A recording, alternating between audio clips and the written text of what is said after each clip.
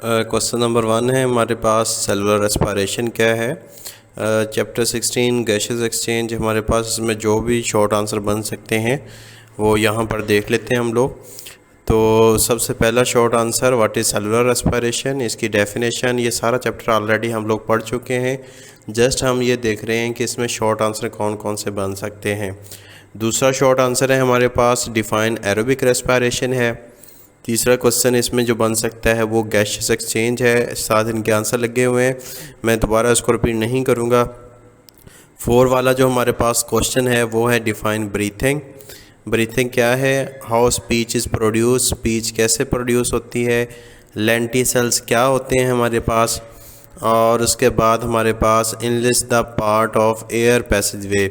इसमें वो short answer भी मौजूद हैं जो हमारे जो चैप्टर है, बुक है, टेक्स्ट बुक है, उसकी बैक साइड पे जो शॉर्ट आंसर मौजूद हैं वो भी इसके अंदर जो है वो शामिल हैं। तो ये जो शॉर्ट आंसर है, enlist the parts of air passageway या फिर trace the path of air from nasal cavity to alveoli, तो ये भी मौजूद है एक्सरसाइज के अंदर। तो ये इसका आंसर है। आपने इस तरीके से इसको राइट डाउन करना है पूरी एक तरतीब के साथ। उसके बाद डिफरेंस है बिटवीन ग्लोटस है और एपिग्लोटस के दरमियान फ़र्क लिखना है। और उसके बाद हमारे पास नेक्स्ट जो क्वेश्चन नंबर 9 है कि लेरिंग्स क्या है और इसका फंक्शन क्या है। क्वेश्चन नंबर 10 जो है हमारे पास ब्रीथिंग और रेस्पिरेशन के दरमियान क्या फ़र्क है।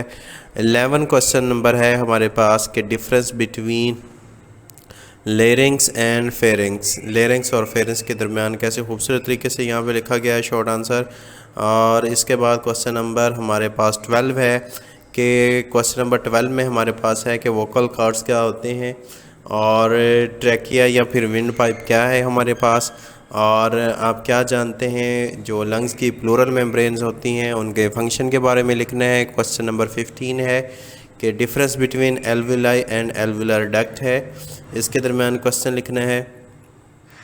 क्वेश्चन नंबर 16 हमारे पास मौजूद है कि difference between breathing rate in human at rest and doing exercise, कि इंसान के अंदर जब एक्सरसाइज कर रहा होता है उस टाइम ब्रीथिंग रेट क्या होता है और जब नहीं कर रहा होता है उस टाइम क्या होता है। उसके बाद क्वेश्चन नंबर 17 है, ये लॉन्ग क्वेश्चन भी एज आ मौजूद है आपकी एक्सरसाइज के अंदर, कि difference between inhalation and exhalation, और दूसरा नेम है इंस्पायरेशन एंड एक्सपायरेशन। तो ये शॉर्ट आंसर हमारे पास मौजूद है 17।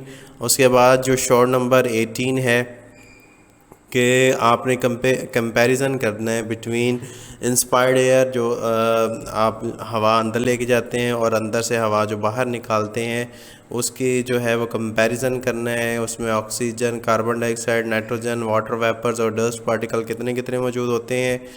क्वेश्चन नंबर 19 जो है वो हमारे पास ब्रोंकाइटिस क्या है, इसकी अलामत क्या है। क्वेश्चन नंबर 20 में हम देखेंगे डिफरेंस बिटवीन क्रोनिक ब्रोंकाइटिस और एक्यूट ब्रोंकाइटिस के दरमियान डिफरेंस देखेंगे। क्वेश्चन नंबर 21 है सिम्टम्स ऑफ ब्रोंकाइटिस क्या है हमारे पास। 22 एम्फीसीमा हमारे पास क्या है। क्वेश्चन नंबर 23 में देखेंगे हमारे पास सिम्टम्स ऑफ एम्फीसीमा क्या है। और क्वेश्चन नंबर हमारे पास 24 है एस्थमा क्या है, इसके साइंस क्या हैं हमारे पास, और एस्थमा के काजेटिव एजेंट कौन से हैं हमारे पास। क्वेश्चन नंबर 25 है। क्वेश्चन नंबर 26 है कि सिम्टम्स ऑफ एस्थमा क्या हैं। क्वेश्चन नंबर 27 है पैसिव स्मोकिंग किसे कहते हैं। क्वेश्चन नंबर 28 है आर्टियोसेक्लोरोसिस है ये हमारे पास, और इसका डेंजर। ये सारे इस चैप्टर के अंदर जितने भी शॉर्ट आंसर बन सकते हैं आपकी तैयारी के एग्ज़ाम के हवाले से, वो सारे इसके अंदर मौजूद है। अगर आप इसको अच्छे तरीके से कर लेते हैं तो उम्मीद है कि कोई क्वेश्चन आपका इसमें नहीं रहेगा। नमूनिया या फिर डबल नमूनिया क्या है हमारे पास।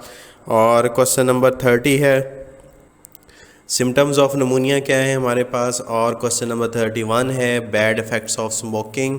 क्वेश्चन नंबर 32 है कि निकोटीन क्या है और इसके इफ़ेक्ट्स क्या हैं। तो ये सारे शॉर्ट आंसर और साथ इनके आंसर भी लिखे हुए हैं, ये आप यहाँ से देख सकते हैं, अपनी बुक के अंदर मार्क कर सकते हैं उसको। अदरवाइज़ आप जो है वो नोट्स लेने के लिए कमेंट्स के अंदर भी कमेंट कर सकते हैं। तो अगर आप ये नोट्स कर लेते हैं तो आपके सारे जो शॉर्ट आंसर हैं वो ईज़िली कवर हो जाएंगे।